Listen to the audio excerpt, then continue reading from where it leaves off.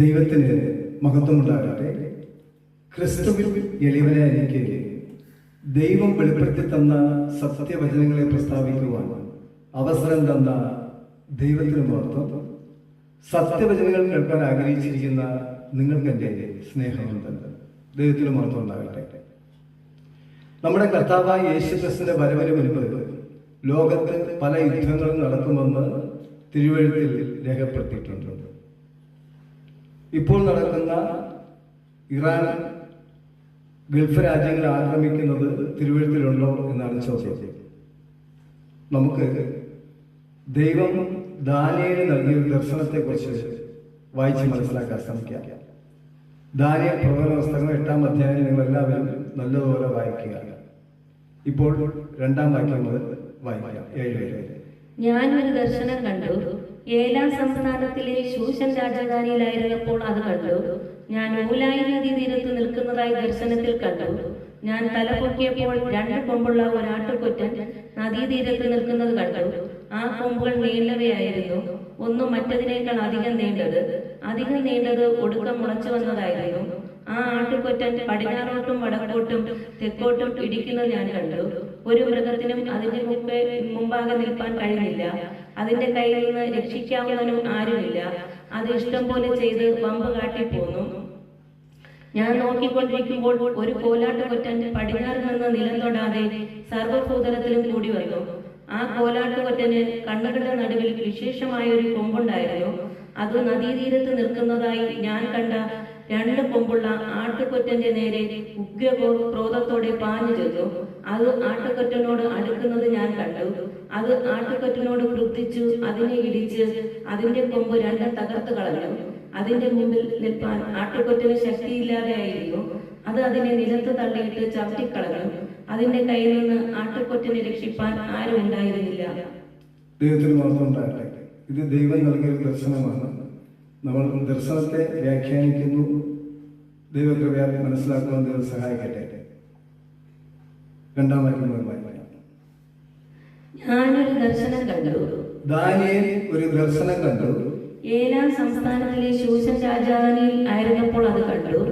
ഏലാം സംസ്ഥാനത്തിലെ ശൂഷൻ രാജധാനിയിൽ അദ്ദേഹമായിരുന്നപ്പോൾ കണ്ട ദർശനമാണ്. ഏലാം സംസ്ഥാനം എന്ന് പറഞ്ഞാൽ ഇപ്പോഴത്തെ ഇറാന്റെ തെക്ക് ഭാഗത്തുള്ള ഖുസൈസ്ഥാൻ എന്ന് പറയുന്ന ഒരു സ്ഥലമാണ്. പഴയ പേരാണ് ഏലാം. ആ ദർശനം ഇങ്ങനെയാണ് വായിക്കുന്നത്. ഞാൻ ഊലായി നദീതീരത്ത് നിൽക്കുന്നതായ ദർശനത്തിൽ കണ്ടു. ദാനിയേൽ ശൂഷൻ രാജസന്നിധിയിലായിരുന്നപ്പോൾ കണ്ട ദർശനമാണ്. പക്ഷെ ദർശനത്തിൽ ദാനിയേൽ നിൽക്കുന്നത് ഊലായി നദീതീരത്താണ്. ഒരിക്കൽ കൂടെ, ദാനിയേൽ ശൂഷൻ രാജസന്നിധിയിൽ വച്ച് കണ്ട ദർശനമാണ്. ഈ ദർശനത്തിൽ ദാനിയേൽ നിൽക്കുന്നത് ഊലായി നദീതീരമാണ്. ഊലായി നദീതീരം എന്ന് പറയുന്നത് ഇപ്പോഴത്തെ ഖാഗെ എന്നാണ് അറിയപ്പെടുന്നത്. ഇത് എത്രത്തോളം ശരിയാണെന്ന് നിങ്ങൾ തന്നെ പരിശോധിച്ച് നോക്കുക. ദൈവത്തിൽ മാത്രം തെറ്റുണ്ടെങ്കിൽ ക്ഷമിക്കുക. ഞാൻ തലപൊക്കിയപ്പോൾ 2 കൊമ്പുള്ള ഒരു ആട്ടുകൊറ്റൻ. ദർശനത്തിൽ ദാനിയേൽ തലപൊക്കി നോക്കിയപ്പോൾ 2 കൊമ്പുള്ള ഒരു ആട്ടുകൊറ്റൻ നദീതീരത്ത് നിൽക്കുന്നത് കണ്ടു. ആ കൊമ്പുകൾ നീണ്ടവയായിരുന്നു. ഈ നീണ്ടവയെ കാണിക്കുന്നത് ദീർഘകാലം ഭരിക്കുന്ന ഒരു ഭരണാധികാരിയെ കുറിച്ചാണ്. ശക്തിയുള്ള ഒരു ഭരണാധികാരി. വായിക്കാം. ഒന്ന് മറ്റതിനേക്കാൾ അധികം നീണ്ടത്. മറ്റതിനേക്കാൾ അധികം നീണ്ടത് ഒടുക്കം മുളച്ചു വന്നതായിരുന്നു. ആ ആട്ടുകൊറ്റൻ പടിഞ്ഞാറോട്ടും വടക്കോട്ടും തെക്കോട്ടും ഇടിക്കുന്നത് ഞാൻ കണ്ടു. ആ ആട്ടുകൊറ്റൻ പടിഞ്ഞാറോട്ടും തെക്കോട്ടും വടക്കോട്ടും ഇടിക്കുന്നത് ഞാൻ കണ്ടു. ഒരു മൃഗത്തിനും അതിന്റെ മുമ്പാകെ നിൽപ്പാൻ കഴിഞ്ഞില്ല.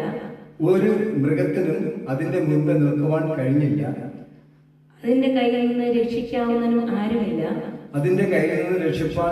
കഴിവുള്ളവൻ ആരുമില്ലായിരുന്നു. അത് ഇഷ്ടം പോലെ ചെയ്ത് വമ്പ് കാട്ടിപ്പോന്നു. ദർശനത്തിൽ ദാനിയേൽ കാണുന്നത് 2 കൊമ്പുള്ള ഒരു ആട്ടിൻകുട്ടിയാണ്. ദൈവത്തിന് മാത്രം ഉണ്ടാകട്ടെ. ആട്ടുകൊറ്റൻ. ദൈവത്തിന് മാത്രം ഉണ്ടാകട്ടെ. അത് ആരാണെന്ന് ദൈവം തന്നെ വെളിപ്പെടുത്തി കൊടുക്കുകയാണ്. ഈ അധ്യായത്തിന്റെ തന്നെ 19-ാം വാക്യം വായിക്കാം. പിന്നെ അവൻ പറഞ്ഞത്, കോപത്തിന്റെ അന്ത്യകാലത്തിങ്കൽ സംഭവിപ്പാനിരിക്കുന്നത് ഞാൻ നിന്നെ ഗ്രഹിപ്പിക്കും. ദൈവകോപത്തിന്റെ അന്ത്യകാലത്ത് സംഭവിക്കാനുള്ള കാര്യം ഞാൻ നിന്നെ ഗ്രഹിപ്പിക്കും. അത് അന്ത്യകാലത്തേക്കുള്ളതല്ലോ. അത് അന്ത്യകാലത്തേക്കുള്ളതല്ലോ. രണ്ട് കൊമ്പുള്ളതായി നീ കണ്ട ആട്ടുകൊറ്റൻ, രണ്ട് കൊമ്പുള്ളതായി നീ കണ്ട ആട്ടുകൊറ്റൻ പാർസി രാജാക്കന്മാരെ കുറിക്കുന്നു. പാർസി രാജാക്കന്മാരെ കുറിക്കുന്നു. പരുവരുത്ത കോലാട്ടുകൊറ്റൻ യവന രാജാവ്. പരിവരുത്ത കോലാട്ടുകൊറ്റൻ യവന രാജാവുമാകുന്നു. ഇത് നമ്മൾ മനസ്സിൽ ഗ്രഹിച്ചിട്ടാണ് ഈ ദർശനത്തെ മനസ്സിലാക്കാൻ ശ്രമിക്കാൻ. പാർസി രാജാവ് എന്ന് പറഞ്ഞാൽ നമുക്കറിയാം ഇപ്പോഴത്തെ ഇറാനാണ് ദൈവത്തിന് വന്നുണ്ടാകട്ടെ.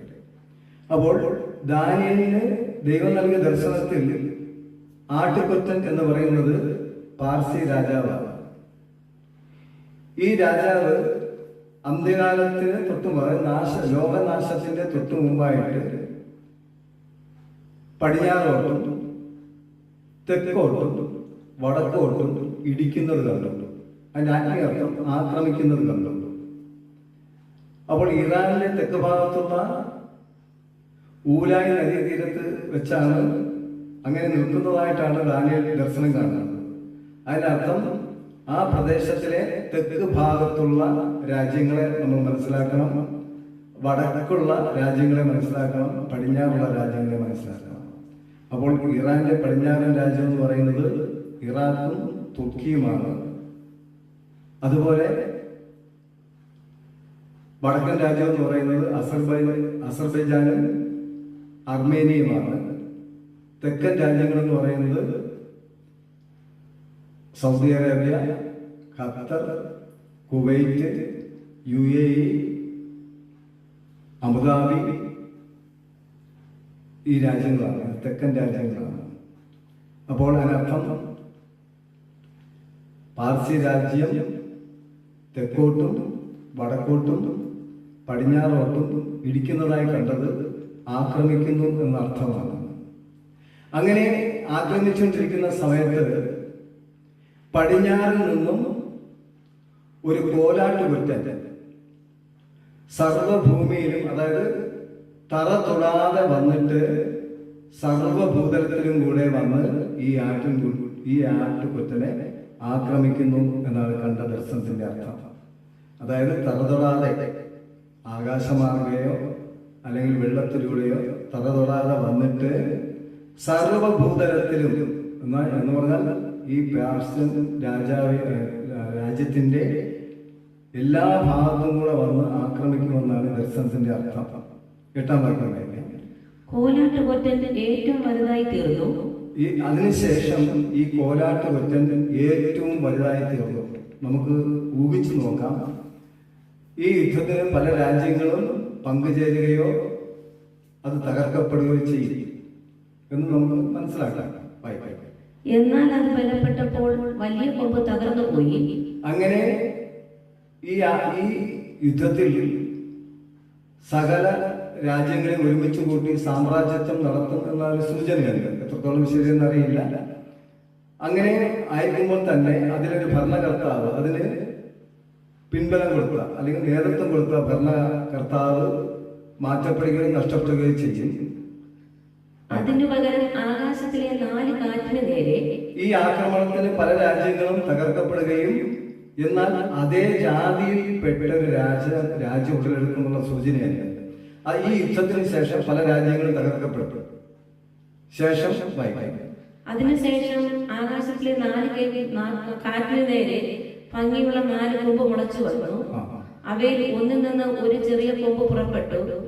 അത് തെക്കോട്ടും കിഴക്കോട്ടും മനോഹര ദേശത്തിന് നേരെയും ഏറ്റവും വലുതായി തീർന്നു. ഇതിൽ നിന്നൊരു രാജ്യം വലുതായി രൂപപ്പെടും. അത് തെക്കോട്ടും വടക്കോട്ടും പടിഞ്ഞാറോട്ടും വിശുദ്ധ സ്ഥലം വരെയും എത്തിച്ചേരുമെന്നാണ് 19-ാം വാക്യം. പിന്നെ അവൻ പറഞ്ഞത്, കോപത്തിന്റെ അന്ത്യകാലത്തിങ്കിൽ സംഭവിപ്പാനിരിക്കുന്നത് ഞാൻ നിന്നെ ഗ്രഹിപ്പിക്കും. അത് അന്ത്യകാലത്തേക്കുള്ളതല്ലോ. 2 കൊമ്പുള്ളതായി നീ കണ്ട ആട്ടുകൊറ്റൻ പാർസി രാജാക്കന്മാരെ കുറിക്കുന്നു. പരുവരുത്ത കോലാട്ടുകൊറ്റൻ യവന രാജാവ്. അതിന്റെ കണ്ണുകളുടെ നടുവിലുള്ള വലിയ കൊമ്പ് 1-ാമത്തെ രാജാവും ആകുന്നു. അത് തകർന്ന ശേഷം അതിനു പകരം 4 കൊമ്പ് മുളച്ചതോ 4 രാജ്യം ആ ജാതിയിൽ നിന്ന് ഉത്ഭവിക്കും. അതിന്റെ ശക്തിയോടെ അല്ലതാനും. ദൈവത്തിന് മഹത്വം ഉണ്ടാകട്ടെ. മനസ്സിലാക്കുക, ഈ യുദ്ധത്തിന് ശേഷം 4 രാജ്യങ്ങൾ ഉത്ഭവിക്കും. അത് അതേ ജാതിയിൽ തന്നെ ഉള്ള രാജ്യമായിരിക്കും.